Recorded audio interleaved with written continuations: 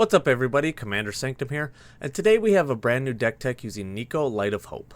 Niko is a 3/4 human wizard for 2 white blue that has when Niko enters, create 2 shard tokens, and pay 2 and tap, exile target non-legendary creature you control until the next end step. Shards you control become copies of it until the beginning of the next end step.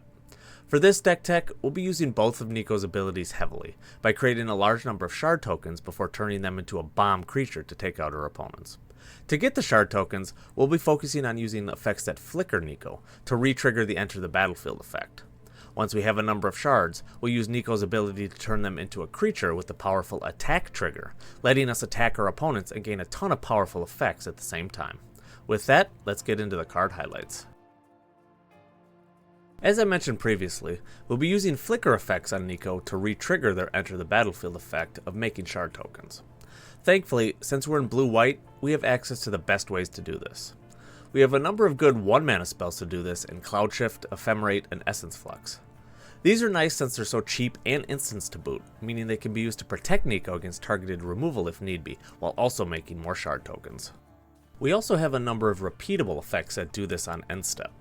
Conjurer's Closet and Teleportation Circle are 2 of the most common ways to do this, with Teleportation Circle letting you do it on an artifact if need be, adding a nice little bit of utility to it.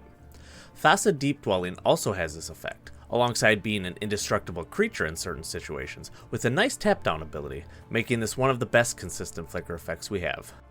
Ghostway and Eerie Interlude can flicker out our entire board, which can be useful if we need to protect multiple creatures at once. Even better, they return at the next end step, making these cards very effective at saving your board from a board wipe.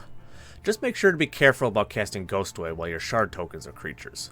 Since they're tokens and Ghostway says all creatures, they will be exiled and not return, making you lose all of the shards you've created thus far. Before we get to cards to abuse Niko's second ability with, we have some options that make shard creations even better. Since shards are enchantment tokens, they'll trigger any whenever an enchantment enters effects, giving us additional benefit. We have a few nice cards also from the Duskmourn set with the Eerie ability. Fear of Sleep Paralysis is great as it can tap down our opponent's creatures and make them stay tapped, while Entity Tracker lets us draw a card whenever a shard enters.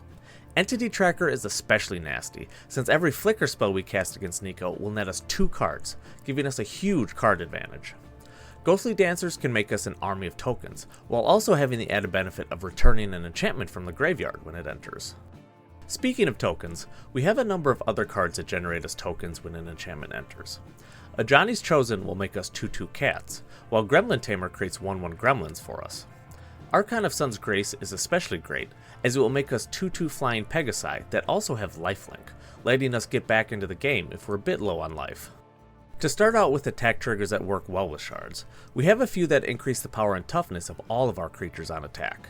Salvation Colossus and Lionheart Glimmer both pump our creatures on attack, with Salvation Colossus giving a massive +2/+2 and even indestructible. Hero of Bladehold has Battle Cry, meaning all other creatures will get +1/+0 on attack.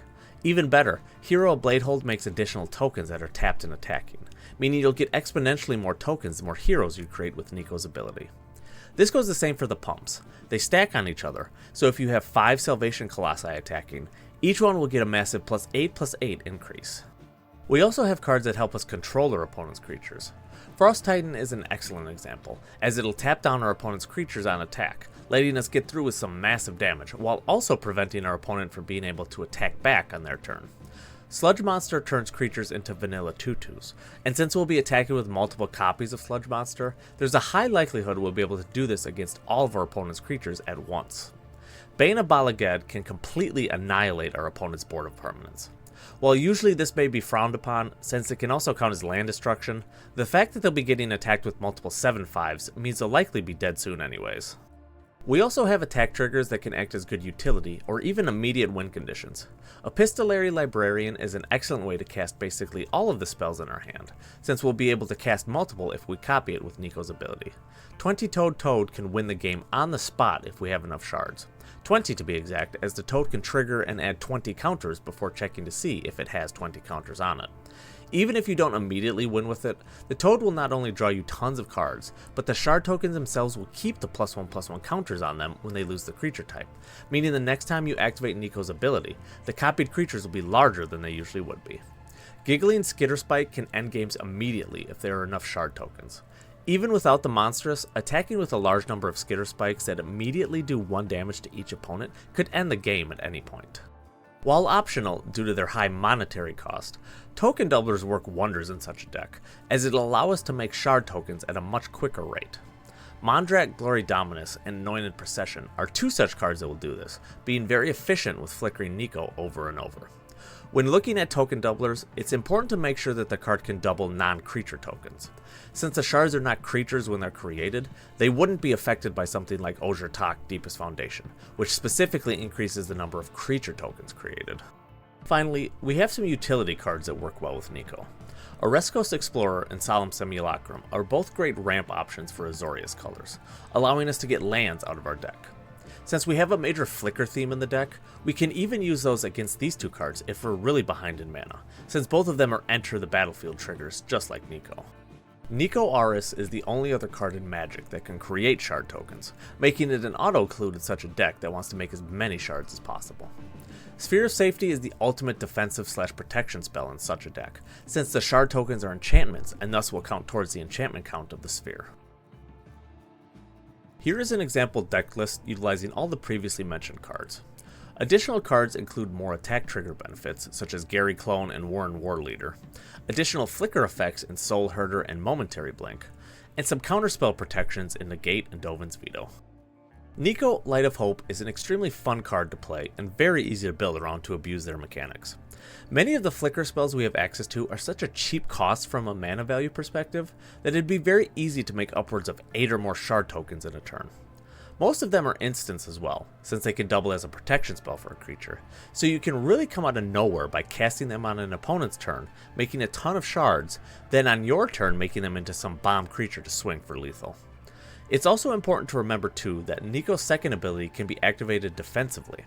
If you're being swung at for lethal by an opponent and have Niko untapped, you can easily make all of those shards into some creature and block to soak up what would be lethal damage on you. Another great thing about Niko is the shard tokens themselves. While the main goal of the deck will be to turn them into some creature and attacking, their own ability is also great by itself.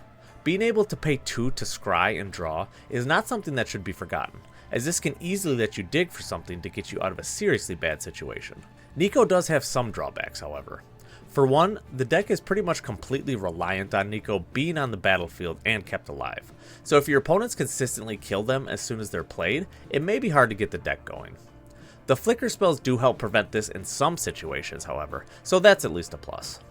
Likewise, it can be easy to effectively stifle Niko's second ability by simply removing the targeted creature before the ability resolves, making Niko have tapped down for nothing. Still, I think Niko is strong enough in their own right and has plenty of utility in Azorius colors to make them shine, making this an effective and fun deck to play. I hope you enjoyed watching this deck tech on Niko Light of Hope. The full deck list outlined in this video can be found at the Architect link at the top of the description. If you enjoyed this video, please remember to drop a like and comment, as well as subscribe to the channel for more Magic content. Thank you all for watching, and I'll see you in the next one.